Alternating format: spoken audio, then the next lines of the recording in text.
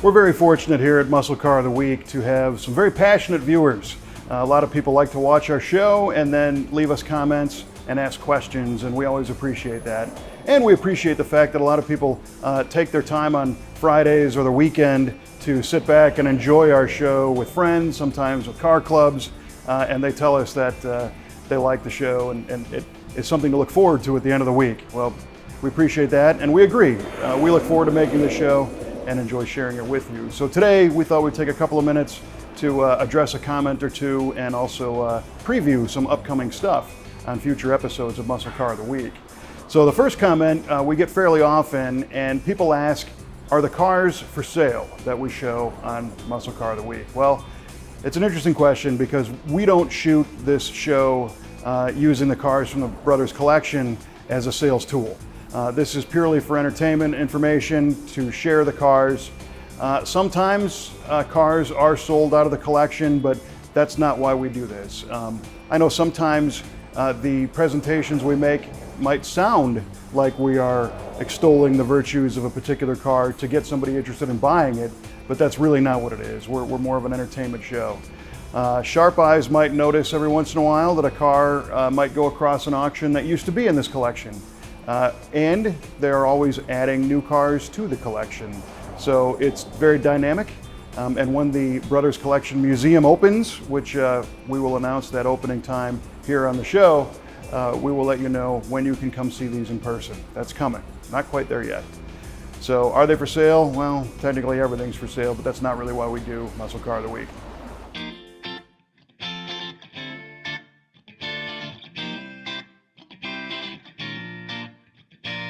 Another question we get every once in a while is the relationship between Muscle Car of the Week and V8TV and how we see the same episodes appear on both channels.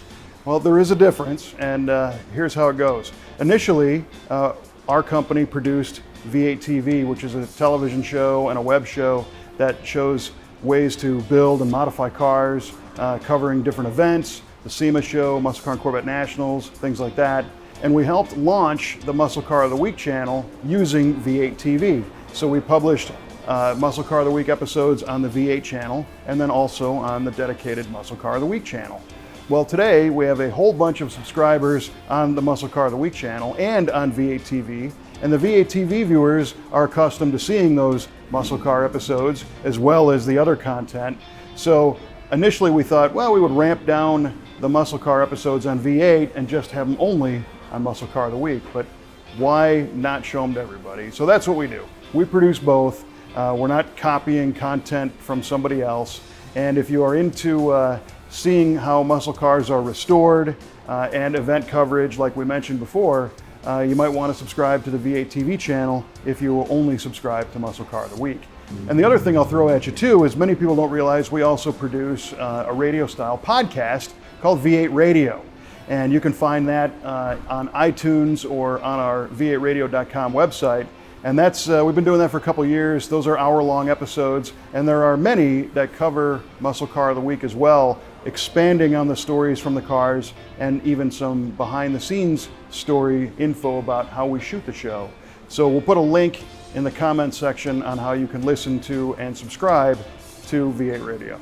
Somebody pointed out that recently the Rapid Transit show cars that were formerly of the Stephen Juliano collection went up for auction at a MCACN auction. Those were all very cool cars. They were on display at the Muscle Car and Corvette Nationals this past year. So if you go back through our Muscle Car of the Week channel, you can see that in our coverage from the 2018 Muscle Car and Corvette Nationals. Really cool car. And finally, for a little sneak peek at something coming up on Muscle Car of the Week, we're going to be introducing some people that actually manage the cars from the Brothers Collection. These guys have been working on the cars, keeping them maintained, managing the collection.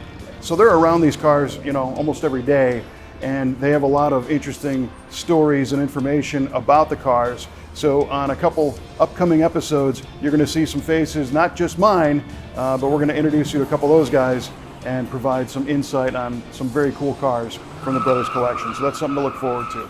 As always, we appreciate your time. If you like this kind of stuff, go ahead and subscribe, and we'll see you next time with another awesome car from the Brothers Collection on Muscle Car of the Week.